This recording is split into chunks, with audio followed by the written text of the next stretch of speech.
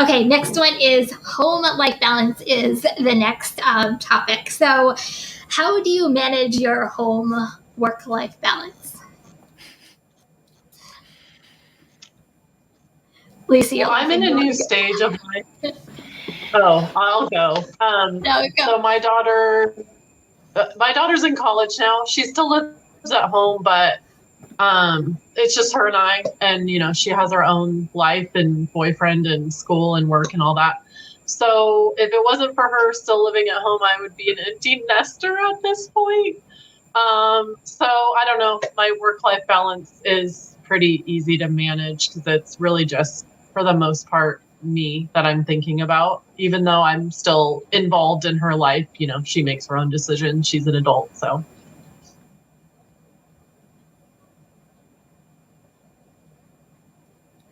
Okay. Everybody gets quiet. We never know. I know, right?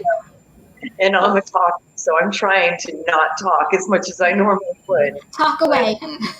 For me, being as old as I am and my kids being grown, I don't really have to worry about that. My biggest issue is getting enough sleep, probably, or that would be the biggest factor. But other than that, I don't really have anything else to answer to but own responsibilities. Sometimes it's tricky because I've taken quite a lot, but it's provided me with the opportunity to wiggle around. So I think it provides me with great opportunity. But if I had kids, I don't know how you guys do it, quite honestly.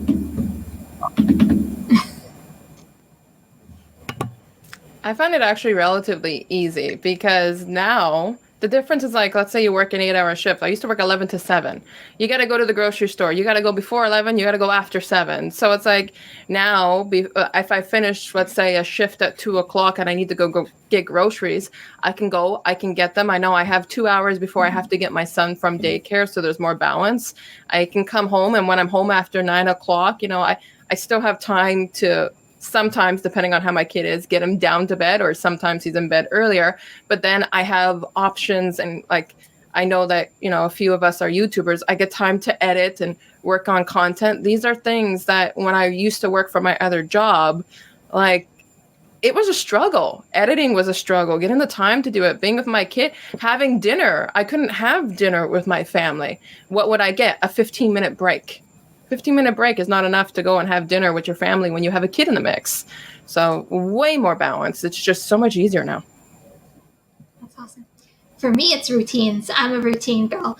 If you give me, work this, work that, come home, edit, rinse and repeat. Like as long as I have a routine, I feel like I get everything done, and that's kind of where the balance comes in because I have blocks of time that I'm now with my family, which is fantastic that I never had before. Yeah, for me, managing work-home life, some days I do really well, and other days I do not. It's really just a matter of being organized and, like Kim said, routine.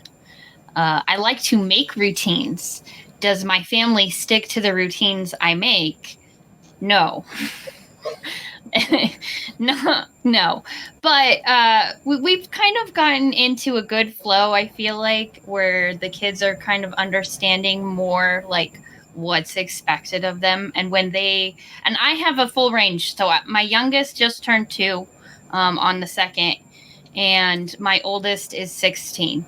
So I am fortunate because I have the older ones to kind of help with the littles. And they're all really good kids. So when the house is operating the way it should, it's great. And when it's not, it's not. But teenage hormones and a 2-year-old. I know, I'm so silly. I have toddlers and teenagers, which really, they're basically the same, just one knows more math. You just became like the rock star times 10, sweetheart. That's all. Damn. I can't even manage my almost 4-year-old, and you have a 2 and in between up to 16? Kudos to you. They always say little kids, little problems, big kids, big problems. Wait till they're like 19, 20, you'll yeah. That's when we'll be calling you for advice. Right. I'm still trying to figure it out, and I have a 30-year-old, so good luck. That's my age. That's my. That's awesome. And I'm trouble. So you know what? If my kid has my personality, oof. Wait, he does. He does. Oof.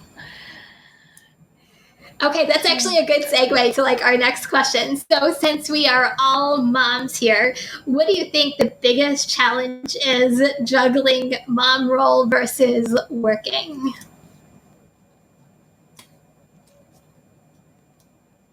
I actually have to think about this. I know, it's a tough one. And my I'll kids, pass because I don't feel like I really have to juggle anymore. So I agree. Hey, it's Jay. No, I agree on that. Appreciate that. I mean, beyond like trying to get my kid to eat proper foods, I don't have to worry about much. I have so much more flexibility. But that's the truth. Like he's almost 4. Yeah, I'm stumped on that one because I can get him on schedule. Nobody can tell me don't do this, don't do that. I got nothing to juggle. I agree. I mean, Well, that mine is. Oh, sorry. Go ahead, Kim. No, I was going to say mine is time. I feel like there's just never enough hours in the day. Like all of a sudden the day is gone. It's 1:00 in the morning. I'm like, oh, I have to like actually get some sleep and then be back up again at 6:00 the next morning. So I wish there was more than 24 hours in a day because I feel like it's just time. Yeah. Yeah. I mean, for me, that's the beauty of both homeschool and gig work is that there's not a defined schedule. So if my kids don't want to do school at 9 a.m., that's fine. I love sleeping in. I don't get to, but I love it. So let's do school at 1:00, you know? But I think the biggest challenge is just staying organized, wanting to get all of the things accomplished on my giant, never-ending to-do list and not having enough time to do it all. You know what I mean? I have a top-up that I can say. Because of the fact that the only juggle is not between like being a mom and mom life, but I have ADHD. So sometimes that gets in the way, especially with like scheduling and such, but I manage. I think that would be the biggest juggle out of that question. And I know it's more like juggling between being a mom, but that's a part of it, I guess. It's a pain.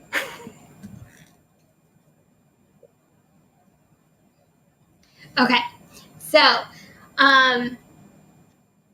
have you experienced burnout? And what is the first step to preventing burnout? I don't think there's a human on this planet that hasn't experienced burnout, especially moms. Like, I if feel you're like a mother and you say you've never experienced burnout, you're a liar. And I know I'm not muted this time when I'm laughing. I agree. I call it the wall. I feel like you ever get to like the point where like you hit almost like a brick wall, and like that's usually my stopping point. Like, okay, either need a day off, or I need to take time for myself, or I need to go out with my husband at night. Like something needs to change. I feel like I hit a wall, and I'm like, okay, I gotta stop.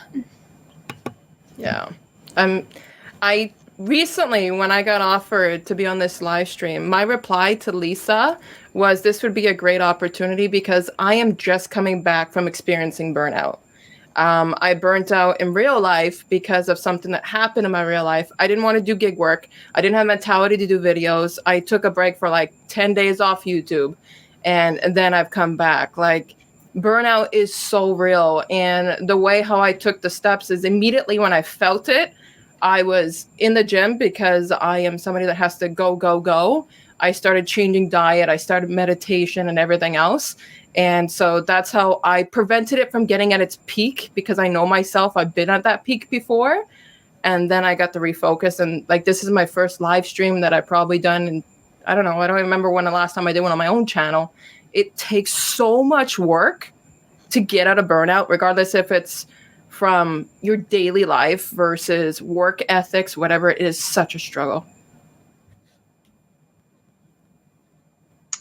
So I went through burnout in corporate America on an extreme level where I had to step away and take some time off. And so now I feel like gig work is like cruise control compared to that. I wish I could say that I have days that stress me out, but I don't. I don't have them anymore. You know, I feel like I kind of set myself up with this opportunity to be able to do gig, to not ever get burnt out again, to be able to have the flexibility, set my own schedule.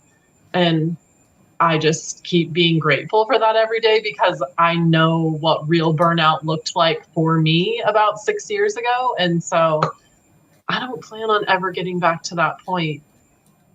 Sorry, I know that kind of sounds like a cop-out answer, but No.